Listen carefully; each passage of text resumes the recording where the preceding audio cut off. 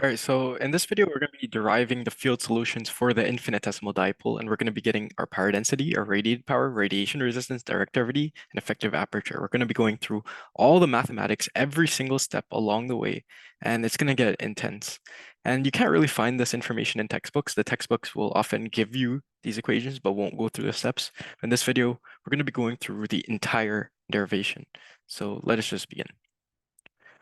So to start off, we need a little setup right here. So this black line is our infinitesimal dipole, and it has a length of L, and you could cut that in half, and each would have L over 2. And we're going to be observing this dipole from a distance r away. Now here is a spherical coordinate system, and we're going to be converting from Cartesian to spherical. You'll see that transformation take place. And here are our observation coordinates, x, y, and z. That's where our r vector is pointing to. And we have our source coordinates, x prime, y prime, and z prime, which are going to end up being 0 because we have an infinitesimal dipole. It's infinitesimally small. So there's no length really associated with them mathematically. And so our r will just become x squared plus y squared plus z squared. And we're going to need some sort of current, and because radiation happens when you have accelerated currents. And since the infinitesimal dipole, we have constant current on this infinitesimally small piece of metal, so then that's why we get constant current. And notice how it's in our z component. So here is the formula for the vector potential. And what we're actually going to be doing is we're going to find the curl of our vector potential to find h, and then we're going to find the curl of h to find our E, and then with our E and H, we could find our power density, and we could find our radiated power, radiation intensity, directivity, effective aperture. So let's go ahead and do that. First thing we need to do is substitute our current in for our current equation, which is just I naught. And notice how this integral is dependent on dl, and dl is the length of our antenna, and our antenna is only in the z component, so really dl is dz prime. And notice how everything is not dependent on dz. So everything's a constant. We just take our simple integral right here. And once we take the integral, we get L over 2 minus negative L over 2, which is just L. And we get this equation right here. Now let's convert to spherical coordinates. So we have our Cartesian coordinates multiplied by this transformation matrix to get our spherical coordinates. And notice how vector potential in x and y are 0 because our infinitesimal dipole is only on the z direction. So we only get z vector potential. And this is pretty easy. We just take AZ times cosine. Everything else doesn't matter since our AY and AX are 0. So we take AZ times cosine to get our radial component. We take AZ times negative sine to get our theta component. We take AZ times 0 to get our phi component, and they're listed right here. Now what we have to do is we just need to substitute AZ in for these equations, and you can see that take place over here. The first one is just multiplied by cosine. The second one is just multiplied by negative sine. And now we have all our components of our vector potential. Now we take a spherical coordinate divided by mu, and we get our H field, which is the magnetic field. And so here's a definition of a curl in spherical coordinates. It's given by this boy right here. We have our radial, our theta, and our phi. So let's go ahead and do our radial component. So I took the radial term. We just need to substitute in a phi for our first term.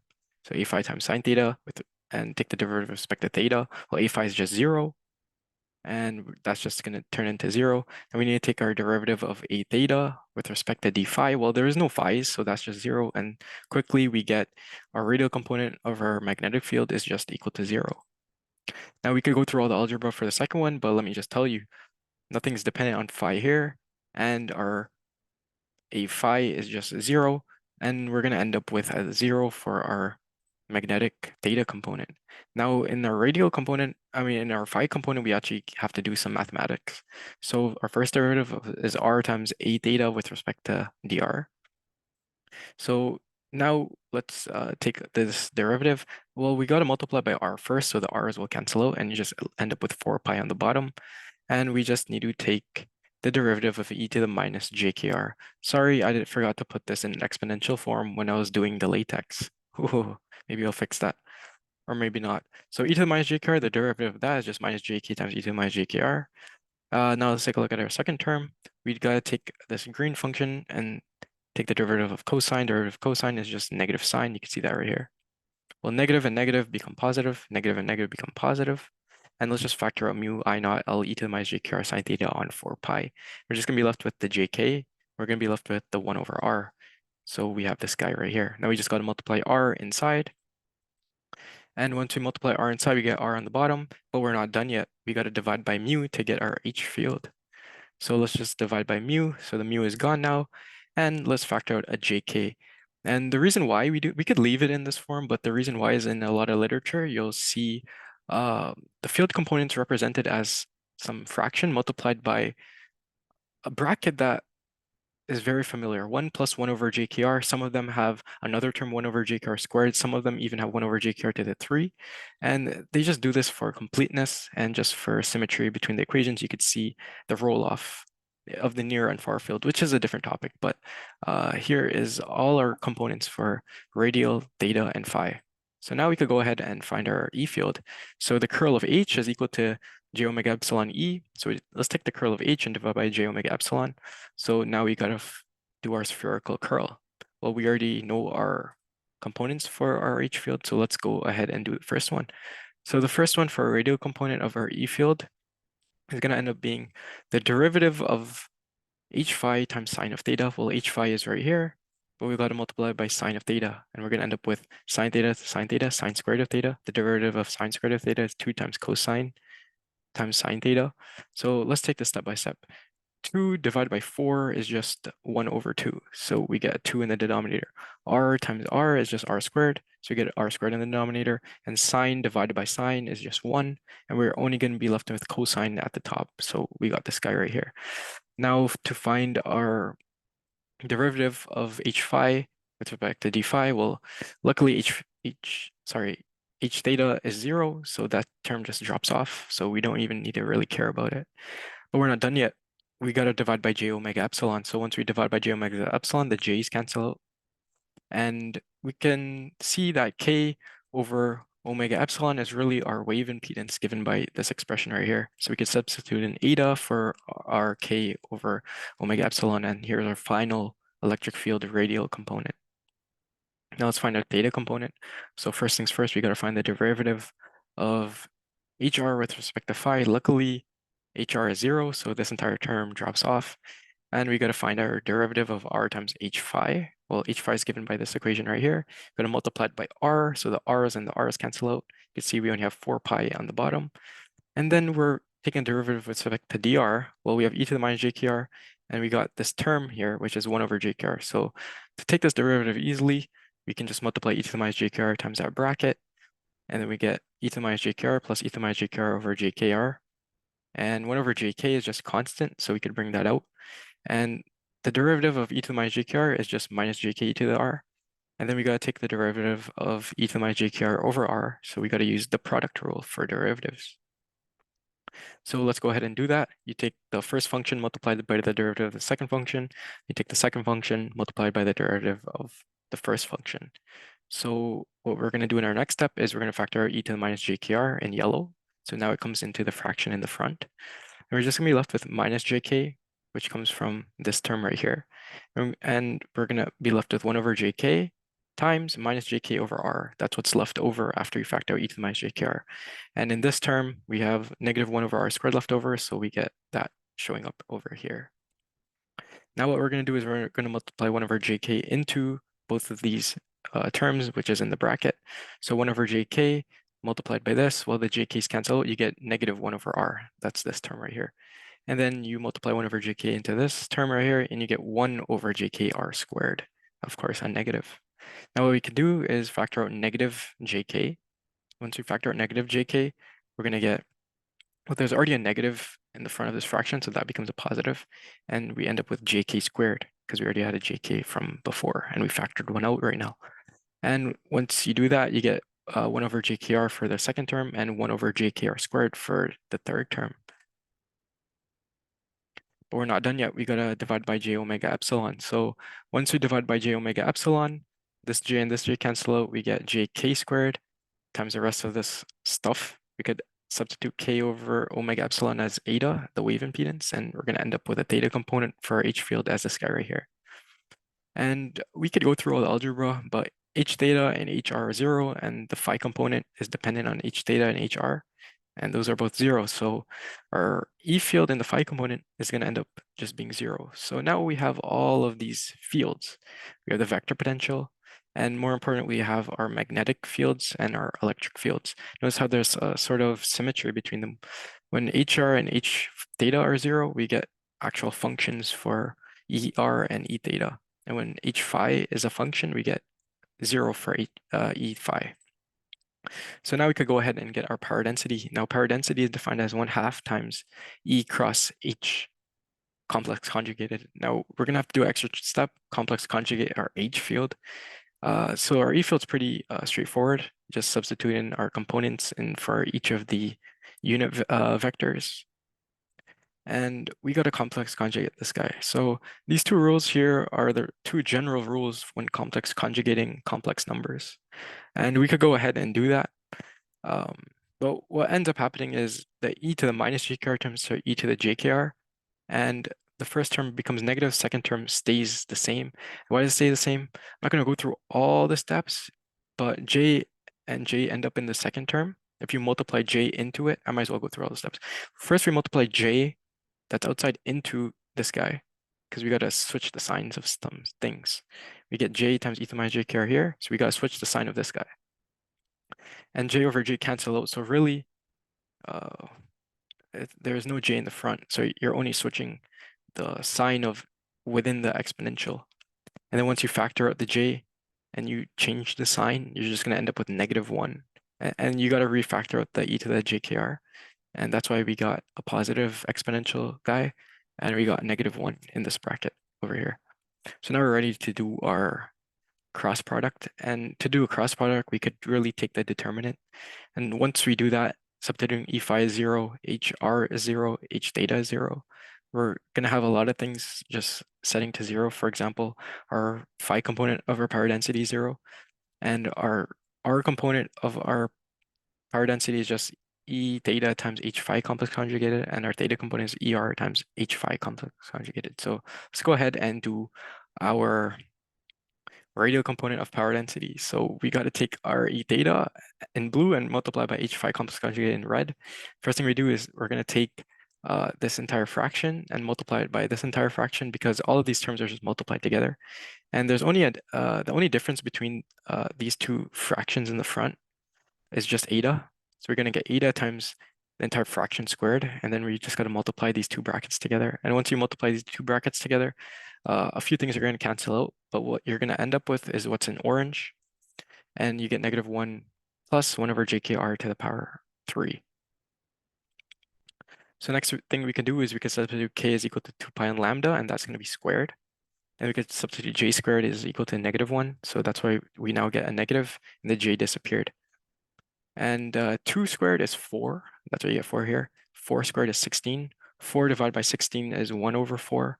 But remember, we have a 1 over 2 in the front. So 1 over 4 times 1 over 2 is 1 over 8. So we get this final expression right here in terms of our lambda for our radiated power density in our radial component. And notice how we have 1 over jk r to the power 3. R to the power 3 means that there's going to be a really fast roll-off in our radiated power. And we'll talk more about imaginary power density. Well, W is power density. Whenever I said radiated power, I lied. It should be power density right now. Now we could do our theta components. We take E in a radial component multiplied by H phi complex conjugated, and then multiplied by -1/2. So let's do the same thing. Let's take our first bracket and our second bracket. Once we do that, we get this blue fraction right here. We have to take our first fraction and our second fraction, and we get this blue fraction right here. Then we take our two brackets, multiply them together, and we're only going to end up with the green terms because the other ones cancel out. And we see that 1 over 2 times 1 over 8 is 1 over 16, and we have a negative. We have to take a negative. Well, we could really distribute this negative into the brackets. We get +1 and then -1 over gkr to the power 3. And then we can substitute in k and write this in terms of lambda. So there we have our final expression for our theta component of power density. So now we have all our components, and we can write that as a vector.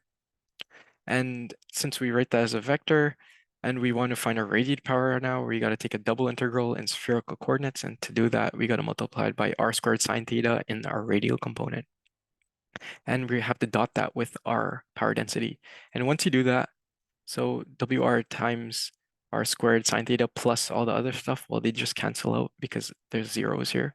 So they just become zero, and you're just going to end up with our power density in real component times r squared sine theta, and we got to take that double integral from 0 to pi, 0 to 2 pi for theta and phi.